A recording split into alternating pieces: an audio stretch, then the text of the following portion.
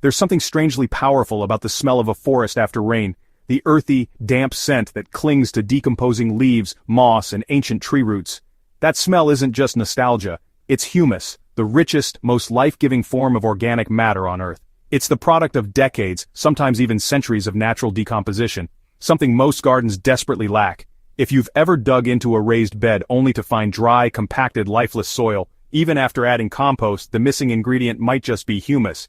And what if there was a way to make it faster, right in your own garden using a simple blend of forest soil and semi-finished compost?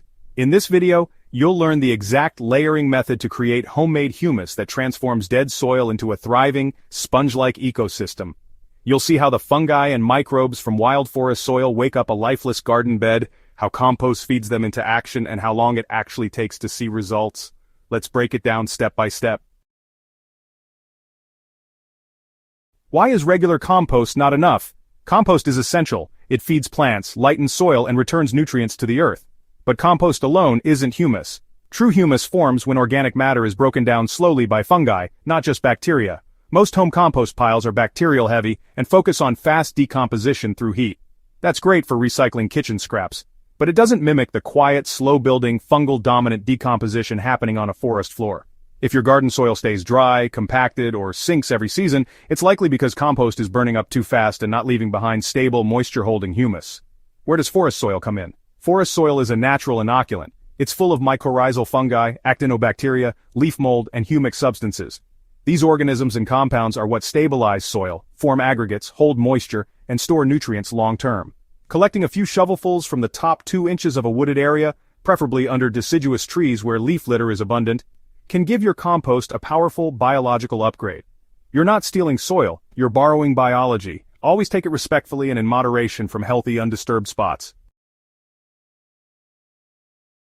The layering method is what really triggers humus formation. To build this humus blend, start with a base layer of semi-finished compost. It should be about 70% broken down, dark in color, still slightly warm, and containing small chunks of straw, leaves, or kitchen scraps. Spread this layer about 3 to 4 inches deep across the area of soil you want to revive. On top of that, gently sprinkle a 1 to 2 inch layer of collected forest soil. The goal isn't to bury it but to let its microbes come into contact with the compost surface. Then add a second layer of compost, again about 2 to 3 inches thick. You can stop there, or repeat the layering once more if your bed is deep enough. The final step is a mulch cover, either shredded leaves, straw, or partially decomposed grass clippings, to hold in moisture. This layering method creates a perfect fungal habitat. The forest soil acts like a biological starter, the compost is the food source, and the mulch maintains the moisture needed for fungi to thrive. Moisture is the critical variable. Fungi don't like to dry out. While bacteria can go dormant, fungal networks collapse quickly when conditions turn too dry or too hot. That's why it's essential to keep your humus bed moist but not soggy.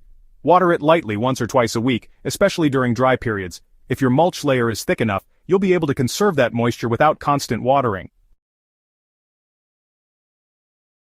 Over the next 3 weeks, you'll start to notice changes. Earthworms migrating in, the smell of sweet decay, and compost that shifts from crumbly to soft and sponge-like. By week 3, the difference is striking. The compost will lose its rough texture and start binding together into soft clumps. If you grab a handful and squeeze, it should feel springy, with just a hint of moisture. The smell will shift from rotting to earthy. In many beds, shallow-rooted plants will green up dramatically, and if you dig down a few inches, you may spot mycelium, fine white threads of fungi weaving through the layers. That's the sign of humus formation in progress. And the best part? Once fungal networks establish, they stick around and spread, even if you don't reapply the forest soil. Dead soil lacks structure, water retention, and microbial life. Forest soil brings life, compost brings food, but it's the combination that creates humus, the glue that holds everything together.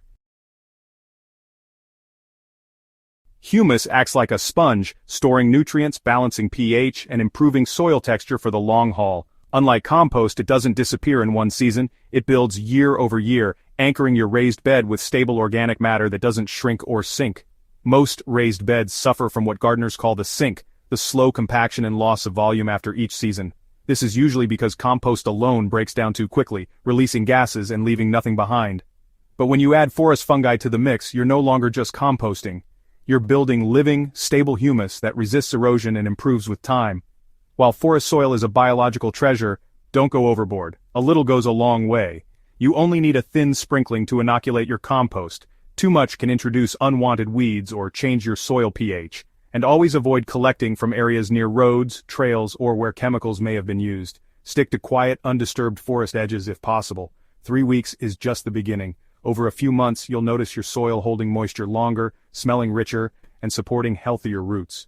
The mulch you placed on top will begin breaking down as part of the process, and as the fungi digest more carbon, the soil beneath will become darker, springier, and more alive. This is humus in action, a slow, quiet revolution happening right beneath your feet. If your garden beds have felt flat, dry, or unresponsive despite adding compost, give this humus trick a try.